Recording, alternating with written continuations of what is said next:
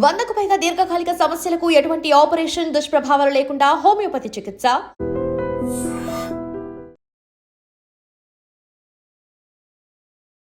నమస్తే. ఈ రోజు రేపుల్లో హీల్ పెయిన్ అంటే పాదంలో నొప్పి రావడం అనేది చాలా కామన్ ప్రాబ్లం అయిపోయింది. దీన్నే ప్లాంటార్ ఫేషియటిస్ అంటాము. ఇది జనరల్గా యంగ్ పీపుల్లోనే వస్తుంటుంది. పాదం వెనికి భాగంలో హీల్ కింద నొప్పిగా ఉంటుంది, ఎస్పెషల్లీ నడిచేటప్పుడు. ఈ నొప్పి మార్నింగ్ టైంలో ఎక్కువ ఉంటుంది. బెడ్ నుంచి దిగినప్పుడు కింద కాలు పెట్టాలంటే ఇబ్బందికరంగా నొప్పిగా ఉంటుంది. కొంత టైం అయిన తర్వాత అదే సర్దుకుపోతుంటుంది. ఒక్కొక్కసారి చాలా సివియర్గా ఉండి నడవలేకపోతారు. జనరల్ ఇది లేడీస్లో కొంచెం ఎక్కువ ఉండడానికి ఉంటుంది. ఎవరైతే ఓవర్ వెయిట్ ఉన్నారో వాళ్ళలో కూడా కొంచెం ఇన్సిడెన్స్ ఎక్కువ ఉంటుంది. యాక్చువల్గా ఏమవుతుందంటే హీల్లో చిన్న ఎముక పెరుగుతూ ఉంటుంది. అది ఆ కండరాల్లో షార్ప్గా ఉండడంలో ఏమవుతుందంటే అది గుచ్చుకోవడం అంటారు. తర్వాత దానికి అటాచ్మెంట్ ఒక ప్లాంటార్ ఫేషియా అని ఉంటుంది. అది టైట్గా కావడం వల్ల దాని అటాచ్మెంట్ దగ్గర ఇన్ఫ్లమేషన్ రావడం వల్ల ఈ heel pain or planter fasciitis ఉంటుంది. ఇది వెరీ కామన్ ప్రాబ్లం, కానీ వెరీ బినైన్ ప్రాబ్లం. అంటే ఏమి వరిగా కాకుండా కానవసరం లేదు దీని గురించి. చాలా వరకు ఇది దానంతటే అది తక్కువ అవుతుంది. సింపుల్ రెమెడీస్ వల్ల, సింపుల్ ట్రీట్మెంట్ మెజర్స్ వల్ల మనకు హీల్ అవుతుంది, ఇది తక్కువైపోతుంది. Operation major 99% of the time surgery అవసరం ఉండదు దీనికి. సో ఎవరికైతే ఈ హీల్ పెయిన్ వచ్చిందో డాక్టర్ దగ్గరికి వెళ్ళి కొన్ని టెస్టులు చేసుకోవాల్సి ఉంటుంది. ఎక్స్రే తీసుకోవడం వల్ల ఏమవుతుందంటే మనకు తెలుస్తుంది, ఎక్స్రేలో చిన్న హీల్ దగ్గర ఎముక పెరిగి ఉంటుంది. యూరిక్ యాసిడ్ చేయించుకోవాలి. అదేవిధంగా రొమటాయిడ్ ఆర్థరైటిస్, తర్వాత యాంకిలోజింగ్ స్పాండిలైటిస్ అని back bone hip joints effect అయ్యే డిసీజ్ కూడా ఒకసారి హీల్ పెయిన్ వస్తూ ఉంటుంది. సో ఈ కండిషన్స్ అన్నీ డాక్టర్ దగ్గరికి వెళ్ళి సింపుల్ టెస్ట్ల వల్ల రూల్ అవుట్ చేయడానికి వీలవుతుంది. సో ఏ అసోసియేటెడ్ కండిషన్ లేకుండా ఓన్లీ ప్లాంటార్ ఫేషియటిస్ ఉంటే సింపుల్ రెమెడీస్తో దీన్ని ట్రీట్ చేయొచ్చు. మెయిన్లీ మన ఫుట్వేర్, సాఫ్ట్ ఫుట్వేర్ ఉండాలి. హీల్ కింద ఒక సిలికాన్ హీల్ ప్యాడ్ అని దొరుకుతుంది. అది వేసుకోవడం వల్ల ఏమవుతుందంటే ఆ ప్రెషర్ మొత్తం డిస్ట్రిబ్యూట్ అయ్యి ఈక్వల్గా నొప్పి తక్కువ అవుతుంది. అదేవిధంగా బేర్ ఫిట్ వాకింగ్ తగ్గించాలి. ఇంట్లో కూడా సాఫ్ట్ స్లిప్పర్స్ వేసుకొని నడవాలి. దానివల్ల రిలీఫ్ దొరుకుతుంది. అదేవిధంగా కొన్ని స్ట్రెచ్చింగ్ ఎక్సర్సైజ్ అంటాం. ఏమంటే బటన్ వేలును స్ట్రెచ్ చేసి ఎక్కడైతే నొప్పి వస్తుందో ఆ లిగమెంట్ ఉంది కదా దానిపైన సింపుల్ ప్రెషర్ పెట్టి స్ట్రెచ్ చేయడం వల్ల ఏమవుతుందంటే లేచిన వెంబడే మార్నింగ్ ఈ పెయిన్ రిలీఫ్ వస్తూ ఉంటుంది. లోకల్ అనాల్జెసిక్ క్రీమ్ వల్ల కూడా రిలీఫ్ వస్తుంటుంది. కొంచెం నొప్పి ఎక్కువ ఉన్నప్పుడు సింపుల్ పెయిన్ కిల్లర్స్ డోలో లాంటిది వేసుకోవడం వల్ల కూడా రిలీఫ్ వస్తుంటుంది. వాకింగ్ అనేది ఇంపార్టెంట్. ఎవరైతే ఓవర్ వెయిట్ ఉన్నారో వెయిట్ తగ్గించడం వల్ల కూడా ఈ సిమ్టమ్స్ రిలీఫ్ అవుతుంటుంది. ఈ ప్లాంటార్ ఫేషియటిస్ అనేది వెరీ బినైన్ కండిషన్. అంటే వరి కానవసరం లేదు దీని గురించి. సింపుల్ రెమెడీస్, మన footwear, simple exercises, weight reduction, diet వల్ల చాలా వరకు ఈ సిమ్టమ్స్, ఈ కండిషను రిలీఫ్ వస్తుంది. మోకాళ్ళ నొప్పులు అనేటివి ప్రతి ఒక్కరికి వస్తూ ఉంటాయి. చిన్న వాళ్ళకు, అడోలసెంట్ వాళ్ళకు, మధ్య వయసు వాళ్ళకు, ఎల్డర్లీ పాపులేషన్కు, ప్రతి ఏజ్లో ఈ మోకాళ్ళ నొప్పులు అనేటివి చాలా కామను. కానీ ఒక్కొక్క ఏజ్లో ఒక రీజన్ వల్ల ఈ మోకాళ్ళ నొప్పులు వస్తూ ఉంటాయి. చిన్నపిల్లల్లో మోకాళ్ళ నొప్పులు రావడానికి పాసిబిలిటీ ఏంటిదంటే విటమిన్ డి డెఫిషియన్సీ వల్ల మోకాళ్ళ నొప్పులు రావడానికి ఉంటుంది.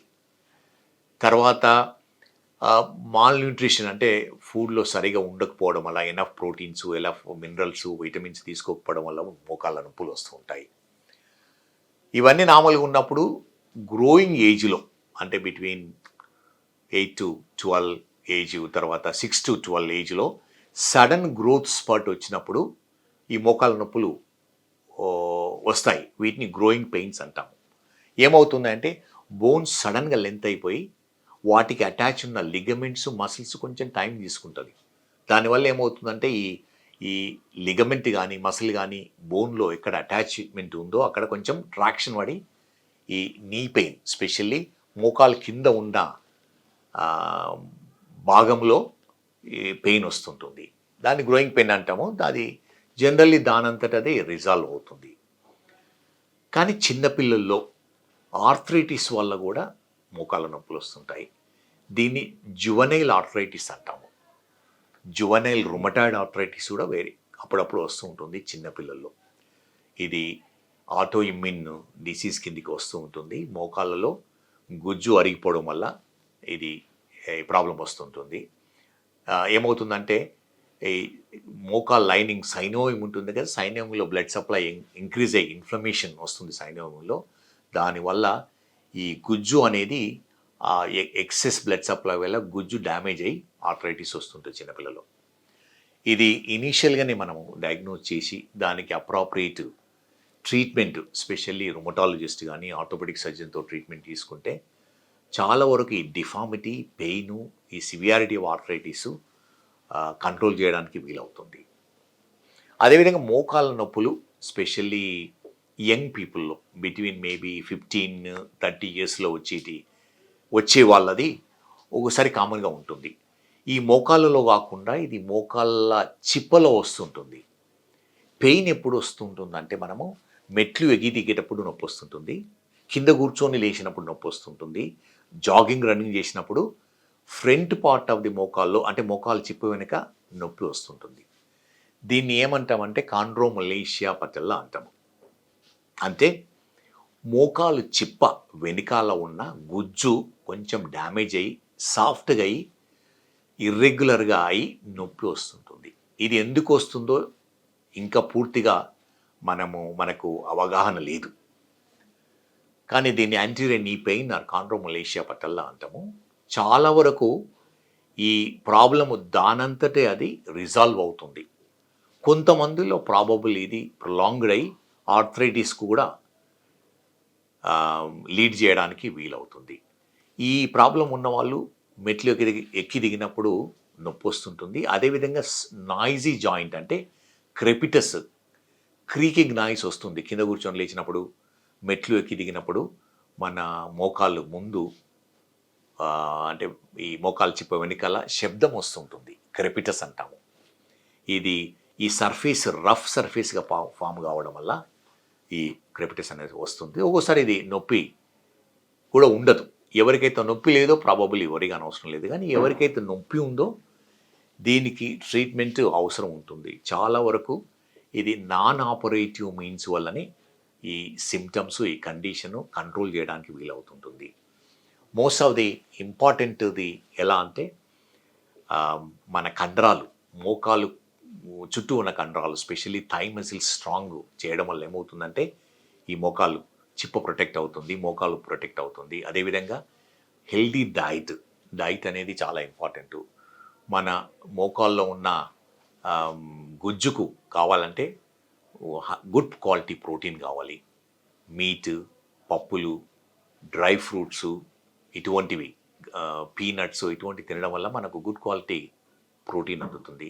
అదేవిధంగా ఫ్రెష్ వెజిటబుల్స్, ఫ్రెష్ ఫ్రూట్స్ తినడం వల్ల ఎనఫ్ మినరల్స్, కాల్షియము మనకు అందుబాటులో ఉంటుంది. అదేవిధంగా విటమిన్ డి సప్లిమెంటేషన్ కూడా అవసరం ఉంటుంది. So most of the time ఈ యంగ్స్టర్స్లో వచ్చే నీ పెయిన్ చాలా వరకు తక్కువ అవుతుంది ట్రీట్మెంట్ తీసుకోవడం వల్ల. ఓసారి ఏమవుతుందంటే కొందరికి కంటిన్యూస్ పెయిన్ ఉంటుంది, మెట్లు ఎక్కడ దిగులో ఇబ్బంది, నడుస్తూ కింద పడడానికి పడినట్టు అనిపిస్తుంటుంది. సో ఇది ఎవరికి అవుతుందంటే ఎవరికైతే యాక్సిడెంటో ఇంజురీ అయ్యి నడుస్తున్న సోసారి స్లిప్ అయిపోయి మోకాలు దెబ్బతినడం వల్ల, 2 వీలర్లో యాక్సిడెంట్ కావడం వల్ల, స్పోర్ట్స్ ఇంజురీస్ వల్ల ఏమవుతుందంటే ఇంజురీ అయిన తర్వాత నొప్పి వస్తుంది, స్వెల్లింగ్ వస్తుంటుంది. డాక్టర్ దగ్గరికి వెళ్తారు, ఎక్స్రే తీయించుకుంటారు. ఎక్స్రేలో చాలా వరకు నార్మల్గా ఉంటుంది, ఎందుకంటే బోన్ ఏం విరగలేదు. కానీ మోకాల్లో ఉన్న లిగమెంట్స్ కానీ కార్టిలేజ్ కానీ డ్యామేజ్ కావడం వల్ల ఈ పెయిన్ కానీ స్వెల్లింగు, ఈ స్టిఫ్నెస్, లాకింగ్ సెన్సేషను ప్రొలాంగ్ అవుతుంటుంది. ఇది చాలా ఇంపార్టెంట్. ఇది ఇనీషియల్గానే డయాగ్నోజ్ చేసి ట్రీట్మెంట్ చేయడం వల్ల most of the time ACL ligament కానీ కార్టిలేజ్ కానీ డ్యామేజ్ కావడం వల్ల ఈ సిమ్టమ్స్ ఉంటాయి. అందుకని ఎవరికైతే ఇంజురీ ఉండి నొప్పి కానీ స్వెల్లింగ్ కానీ లాకింగ్ కానీ గివింగ్ వే సెన్సేషన్ ఉందో వారు ఎంఆర్ఐ స్కాన్ తీసుకోవడం చాలా ఇంపార్టెంట్. ఎంఆర్ఐ స్కాన్ తీసుకుంటే మనకు ఈ లిగమెంట్ డ్యామేజ్ కానీ కార్టిలేజ్ డ్యామేజ్ కానీ డయాగ్నోజ్ అవుతుంది. దాన్ని మనం ఇమీడియట్గా ట్రీట్మెంట్ తీసుకోవడం వల్ల ఫర్దర్ డ్యామేజ్ ప్రివెంట్ అవుతుంది, ఆర్థరైటిస్ ప్రివెంట్ చేయడానికి వీలవుతుంది. దీన్నే జాయింట్ ప్రిజర్వేషన్ అంటాం.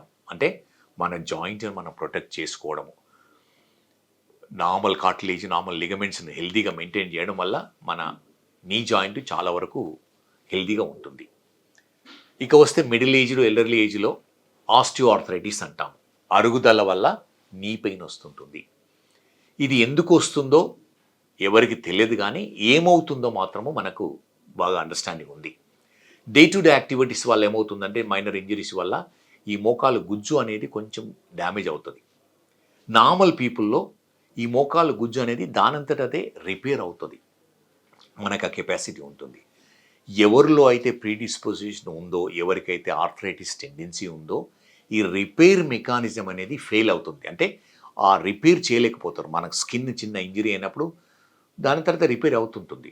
కానీ అదేవిధంగా నీ జాయింట్లో కూడా ఈ రిపేర్ కాకపోతే ఏమవుతుందంటే ఈ ఆస్టియోఆర్థరైటిస్ అనేది వస్తుంది. దీని సిమ్టమ్స్ చాలా వరకు ఏంటంటే ఇనీషియల్గా పెయిన్ వస్తుంది. పెయిన్ ఎప్పుడు వస్తుందంటే మెట్లు ఎక్కి దిగడము, కింద కూర్చొని లేచినప్పుడు, ప్రొలాంగ్డ్ వాకింగ్ అప్పుడు నొప్పి వస్తుంది. ఇనీషియల్ స్టేజెస్లో స్వెల్లింగ్ వస్తుంది. ఈ ఆర్థరైటిస్ ప్రోగ్రెస్ కావడంతో ఏమవుతుందంటే మనకు ఈ సిమ్టమ్స్ సివియర్ అవుతుంది. రెస్ట్ పెయిన్ ఉండడము, నైట్ పెయిన్ ఉండడము, స్లీప్ డిస్టర్బ్ కావడము, నడవలేకపోవడము, మన డే టు డే యాక్టివిటీ చేయలేకపోవడం అవుతుంటుంది. సో ఈ ఆర్థరైటిస్లో అనేది 4 స్టేజెస్ ఉంటాయి. స్టేజ్ 1 to 4 అంటే mild grade to severe grade. Most of the time ఇది 1-2 స్టేజెస్లో నాన్ ఆపరేటివ్ మీన్స్లో ఆపరేషన్ లేకుండానే ట్రీట్ చేయడానికి వీలవుతుంది. మన కండరాలు బలంగా పెట్టి హెల్దీ డైట్ తీసుకోవడము, వాకింగ్ చేయడము వల్ల ఇవి స్ట్రాంగ్ అవుతుంది. చాలామంది అపోహ ఏంటిదంటే ఈరోజు వచ్చారు, సార్ నాకు మోకాలు నొప్పి వస్తుంది, డాక్టర్ దగ్గరికి వెళ్ళాను, ఎక్స్రే తీశారు, కొంచెం అరిగిపోయింది, మీరు నడవడం ఆపేసేయండి అని. అది కరెక్ట్ అడ్వైస్ కాదు. నడవడం అనేది చాలా ఇంపార్టెంట్. హెల్దీ నీ ఉండాలంటే నడవడము చాలా ఇంపార్టెంట్. నడవడం వల్ల మనకు మోకాలు గుజ్జు అనేది హెల్దీగా ఉంటుంది, రిపేర్ అవుతుంది. ఎవరికైతే కొంచెం అరుగుదల ఉందో వాళ్ళకు కూడా ఇంపార్టెంట్ ఇది నడవడం అనేది. వాకింగ్ అనేది very good exercise for the knee joint. So ఈ stage 1 to any stage respective stage walking అనేది చాలా important for a healthy cartilage వరకు. స్టేజ్ 2 to 3 ఉన్న వాళ్ళకు అప్పుడప్పుడు ఏమి ఇస్తామంటే పిఆర్పి ఇంజెక్షన్స్ ఇస్తాం. కానీ ఈ రోజు రేపుల్లో ఈ పిఆర్పి ఇంజెక్షన్స్ అనేది చాలా మిస్లీడింగ్గా ఉంది. ప్రతి ఒక్కరికి పిఆర్పి ఇంజెక్షన్స్ ఇచ్చేసి చాలా అంటే డబ్బులు ఖర్చు పెట్టుకొని వస్తూ ఉంటారు. సో సెలెక్టెడ్ పీపుల్కు ఈ పిఆర్పి ఇంజెక్షన్ పనిచేస్తుంటుంది. కానీ ఎవరికైతే సివియర్ ఆర్థరైటిస్ ఉందో, ఎవరికైతే లూజ్ బాడీస్ లోపల ఉన్నో, ఎవరికైతే ఫ్లూయిడ్ ఉందో, సివియర్ డిఫార్మిటీ ఉందో ఈ పిఆర్పి ఇంజెక్షన్ తీసుకోకూడదు. తీసుకోవడం వల్ల మీకేమీ బెనిఫిట్ ఉండదు. ఎవరికి ఆపరేషన్ అవసరం ఉంటుంది? ఈరోజు రేపుల్లో partial knee replacement, total knee replacement, robotic knee replacement అనేటివి చాలా కామన్గా అవైలబుల్ ఉన్నాయి. అండ్ అఫోర్డబిలిటీ కూడా చాలా పెరిగిపోయింది. ఒకప్పుడు చాలా ఎక్స్పెన్సివ్ ఆపరేషన్, ఇప్పుడు చాలా తక్కువ ఖర్చుతో ఈ పార్షియల్ రీప్లేస్మెంట్ కానీ, రోబోటిక్ నీ రీప్లేస్మెంట్ కానీ, టోటల్ నీ రీప్లేస్మెంట్ కానీ చేసుకోవచ్చు. స్టేజ్ 4 వాళ్ళకు ఎక్స్రేలో స్టేజ్ 4 సివియర్ డ్యామేజ్ ఉన్న వాళ్ళకు ఎవరైతే ఈ నొప్పితో కంటిన్యూస్గా సఫర్ అవుతున్నారో, వాళ్ళు డే టు డే యాక్టివిటీ చేయలేకపోతున్నారో, వాళ్ళ నిద్ర డిస్టర్బ్ అవుతుందో, అటువంటి వాళ్ళకు ఎక్స్రేలో సివియర్ చేంజెస్ ఉంటే ఈ ఆపరేషన్ చేయడం వల్ల వాళ్ళు చాలా బెనిఫిట్ అవుతారు. కానీ జనరల్గా ఆస్టియోఆర్థరైటిస్ ఉన్న వాళ్ళకు 10% వాళ్ళకే ఈ నీ రీప్లేస్మెంట్ అనేది అవసరం ఉంటుంది. 90% ఈ నీ రీప్లేస్మెంట్ అవసరం ఉండదు. అందుకని ప్రతి ఒక్కరు భయపడిన అవసరం లేదు. మీరు ఆస్టియోఆర్థరైటిస్ బిగిన్ అయిన వెళ్ళే డాక్టర్ దగ్గరికి వెళ్ళిపోతే ఆపరేషన్ అంటారని. So majority of the osteoarthritis వాళ్ళకు ఆపరేషన్ లేకుండానే ట్రీట్ చేస్తాము. కానీ ఎవరికైతే ఆపరేషన్ అవసరం ఉందో తప్పనిసరిగా ఆపరేషన్ చేయించుకోవాలి. ఎందుకంటే మీ క్వాలిటీ ఆఫ్ లైఫ్ చాలా ఇంప్రూవ్ అవుతుంది. అండ్ ఈరోజు రేపుల్లో సింపుల్ ఆపరేషన్ అయిపోయింది, 25-30 మినిట్స్లో ఆపరేషన్ అయిపోతుంది. రోబోటిక్ టెక్నాలజీ వచ్చింది, తక్కువ నొప్పితో చేయగలుగుతాము, నెక్స్ట్ డేనే ఇంటికి పంపించగలుగుతాము. అందుకని మోస్ట్ ఆఫ్ ది ఆస్టియోఆర్థరైటిస్ పేషెంట్స్కు ఆపరేషన్ లేకుండానే simple means of exercise, diet, walking లాంటి వల్ల చాలా వరకు మేనేజ్ చేయడానికి వీలవుతుంది.